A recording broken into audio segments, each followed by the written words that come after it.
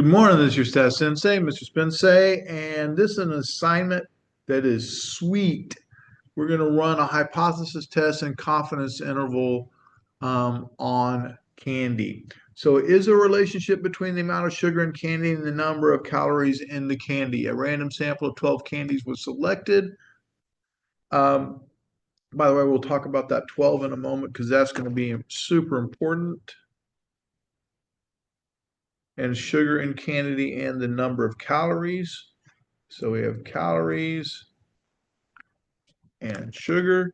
And we notice real quickly that sugar is in our X spot and calories is in our Y. And we've already talked about that in our warm up. We also said that we can identify that sugar is our explanatory variable because it's directly below constant. So this is our X, this is our explanatory variable. So we know this is our X, this is our Y. I loaded this into L1 and this into L2.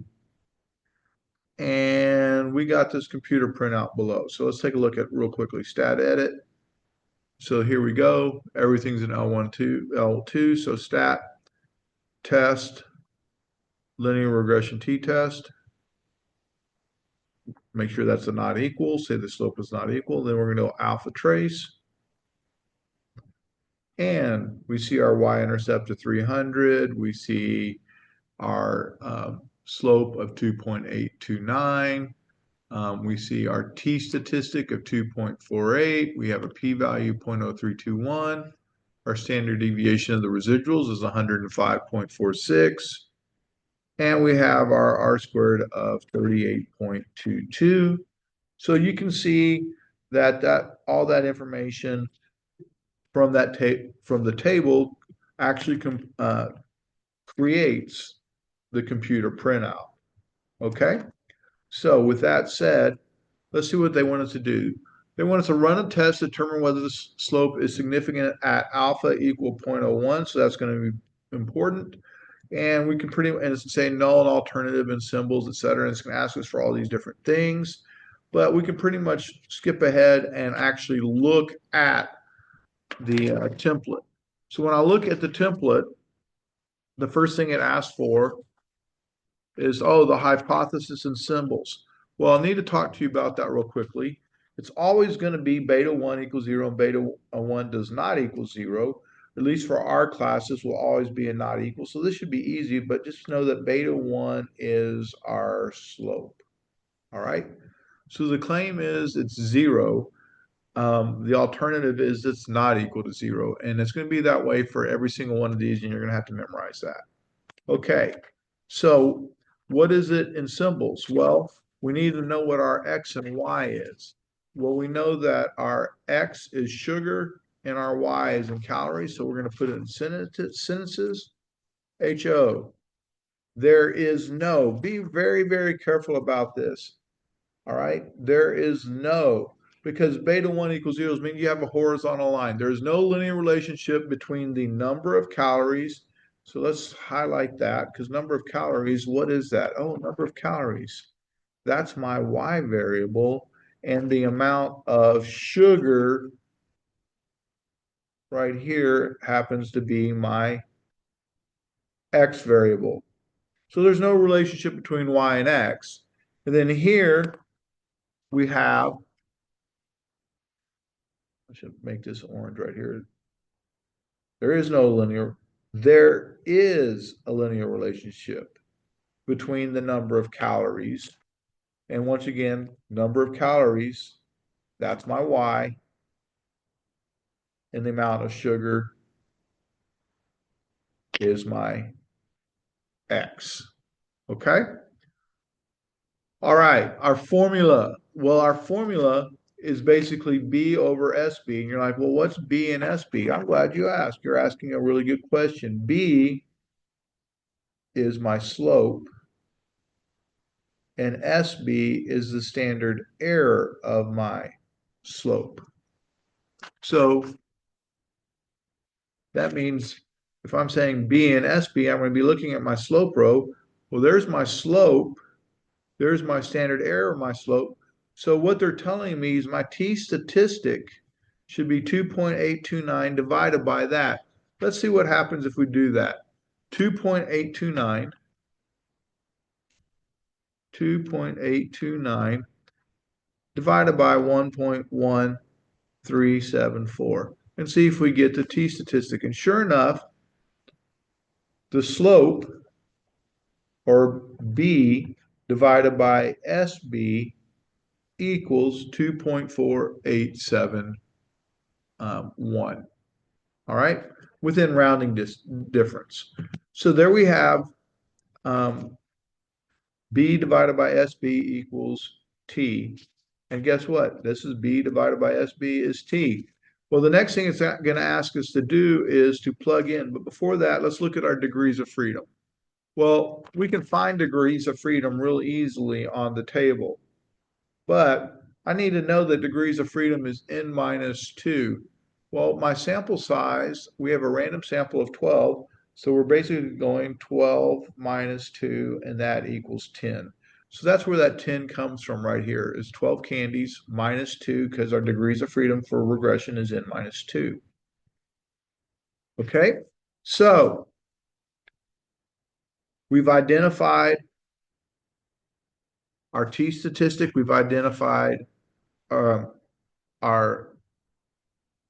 slope and our standard error of our slope. Let's go ahead and pull this off and take a look at things. So the next thing it asks for us to do is plug in. Well, we just said 2.829 divided by 1.137. Well, that divided by that equaled our t-statistic, a 2.4872 or 2.4871. That's all due, that difference is due to rounding. Okay? Then the next thing we're going to do is we're going to actually make a decision. And our decision is going to be based on our p-value. Well, our p-value is 0.0321, but our alpha is 0.01. So we're going to have to compare those two. So my p-value is 0.0321. That's greater than my alpha. So my decision is to fail to reject. So please remember, when we're writing our sentences up, the very first two sentences come directly from this. Our p-value is 0.0321, which is greater than our alpha of 0.01. We failed to reject the null. I bet that's exactly what it says. Our p-value is 0.0321, which is greater than our alpha 0.01. We failed to reject the null. How about that? There is not sufficient evidence to suggest that the true population slope results, and by the way, that's a key word, slope, because up here, what's beta 1? Beta 1 is our slope. Results in a linear relationship between the number of calories and the amount of sugar. All right? Remember, calories is our y variable, and sugar is our x. So let's look at our alternative hypothesis right now. There is a linear relationship between the number of calories and the amount of sugar. A linear relationship between the number of calories and the amount of sugar. This whole thing, beginning right here to right here, is our alternative hypothesis. So that is our HA. All right.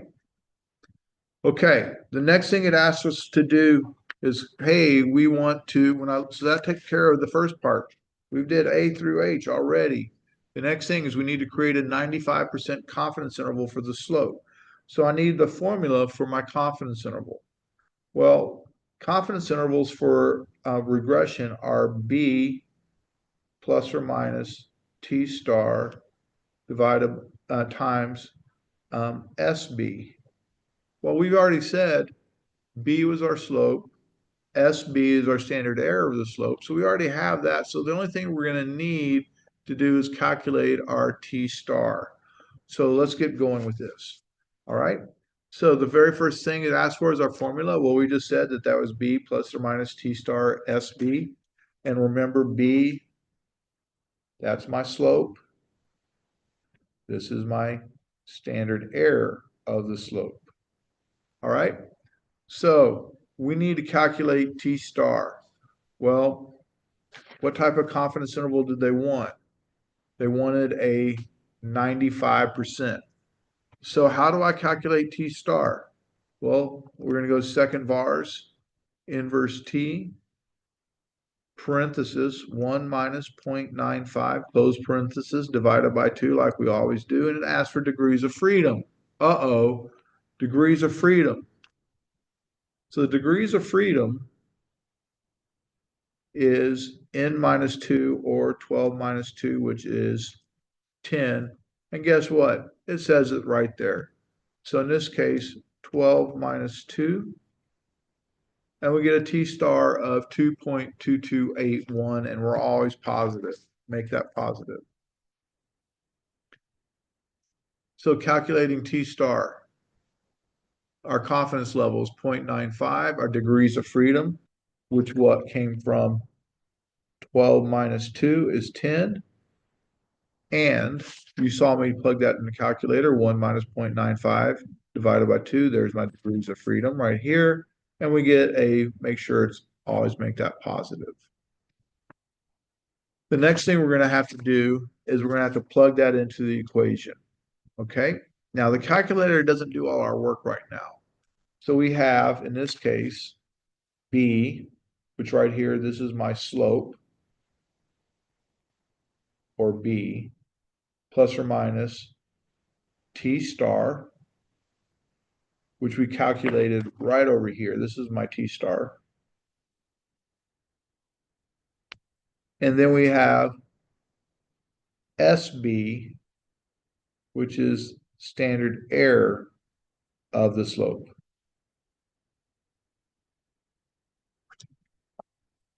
And once again, B and SB. This is not, by the way, be careful. This is not T star. All right, this is not T star. T star we had to calculate. I'm going to do that one more time. Second vars, inverse T, parenthesis 1 minus 0.95. I'm using 95 because they told me they wanted a 95% confidence interval in the problem, divided by 2, and degrees of freedom was 10, and we pulled that off the chart, or you could have done 12 minus 2 and gotten the same thing. And that's where the T star came from. All right, so to calculate this, I'm going to start off with a minus first. I'm going to go 2.829 minus 2.2281, parentheses 1.1374, and close those parentheses. And I get a lower bound of 0.294. So there's my lower bound. To do my upper bound, I'm just going to select that and just change that minus sign to a plus. So my interval is between 0.29 and 5.3. So let's see if that matches. Well, sure enough, we have lower bound 0.29, upper bound of 5.3. So this right here is my lower, and this is my upper. I did this by using the minus sign, and I did this by using the plus sign. Okay, so what are we? Well, we need to write our conclusion, and we are 95% confident the true population proportion for the slope, all right? Because remember, we're working with beta 1, of the number of calories in candy. Well, calories is my y relative to the amount of sugar, and that's my x, lies within our interval. Well, we calculated our interval right there. So let's read that again. We are 95% confident the true population slope for the number of calories, y, is relative to the amount of sugar, x, lies within the interval. And here's our interval, with this being our lower and this being our upper. All right, finally, our meaning. Well, in repeated sampling, we expect this method to capture the true population slope for the number of calories Y